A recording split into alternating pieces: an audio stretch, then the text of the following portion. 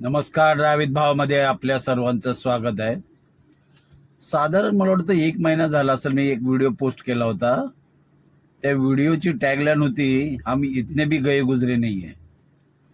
त्या व्हिडिओलाच गजानन म्हणून साहेब आहेत, त्यांची पोस्ट मला एक कमेंट आली.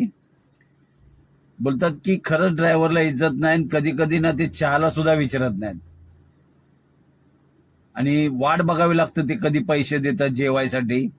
अक्षरशः ते बोलतात रडलो मी शेवटी.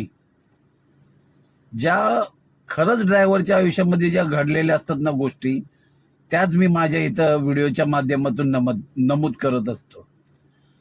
खरंच मी सांगतो की कित्येक असे मालक आहेत ना, त्यातले मला वाटतं 100मध्ये एक 25 ते 30% मालक आहेत ना, ते ड्रायव्हर लोकांना सांभाळतात व्यवस्थित.